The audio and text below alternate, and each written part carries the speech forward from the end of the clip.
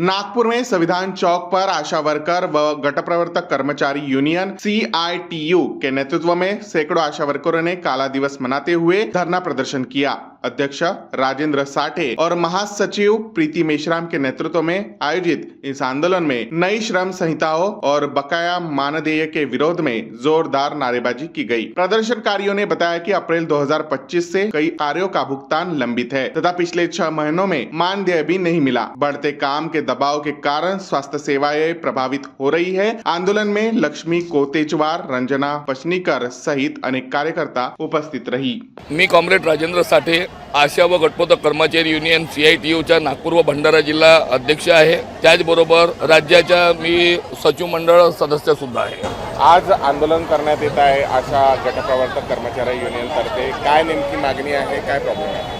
आमची मागणी ही आहे की डॉक्टर बाबासाहेब आंबेडकरांनी जे कामगार कायदे बनवले होते त्या 29 कामगार कायद्यामध्ये कामगारांचे हित त्यामध्ये दडलं होतं आणि त्या कामगारांचे हित संपवून कंपनी मालकांच्या हिताच्या दृष्टिकोनातून जे 29 कामगार कायदे रद्द करून 4 नवीन कामगार संहिता जे केंद्र सरकार आजपासून लागू करत आहे, म्हणून आज आम्ही काळा दिवस साजरा करत आहोत। दुसरा विषय असा आहे की जो केंद्र सरकार जे आशा वर्करला जे मानधन देतं ते मानधन सप्टेंबर 2025 पासून थकीत आहे। त्याचबरोबर इतर जो कामाचा मोबदला जो आशा वर्कर यांना देण्यात येतो, जसं क्षयरोगाचे काम असो, कुष्ठरोगाचे काम असो, कॅन्सरचे सर्वे असो, डेंग्यूचे सर्वे असो, आरोग्यवर्धनीचे काम, त्याचबरोबर आरोग्यवर्धनी अंतर्गत येणारे सीबॅक फॉर्म भरण्याचे काम आहे, तर हा सर्व जो मोबदला जो आहे 1 वर्षापासून थकीत आहे। त्याचबरोबर आता BLOचे काम आशाकडे थोपवण्याचे काम चालू आहे, इतर काम थोपवण्याचे काम चालू आहे, पण त्याचा मोबदला देणार कोण? त्यांचा प्रपंच कसा चालेल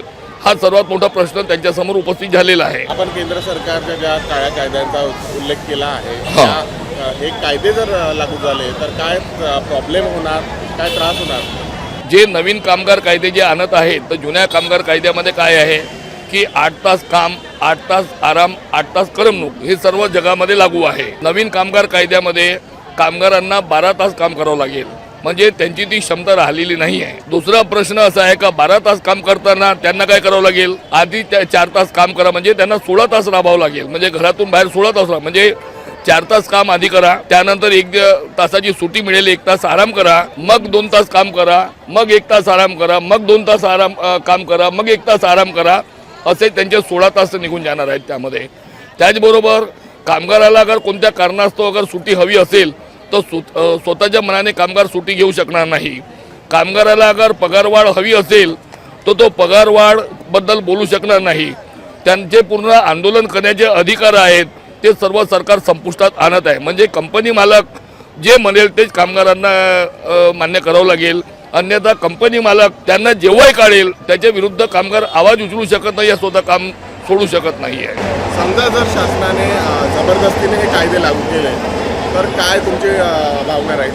काळा कायदा लागू होत आहे म्हणून आम्ही काळा दिवस पाळत आहोत। काळे बिल्ले लावून, काळ्या रिबीन लावून सर्व कर्मचारी हे आंदोलन शांततेने करत आहेत। सरकार अगर मानत नसेल, जोर जबरदस्ती करण्याचा प्रयत्न करत असेल तर मग संपूर्ण देशभर आंदोलन ही तीव्रतेने होईल। जनता रस्त्यावर उतरल्याशिवाय राहणार नाही आणि ज्या काही घटना घडतील त्याला केंद्र सरकार असो किंवा राज्य सरकार असो हे जिम्मेदार राहणार।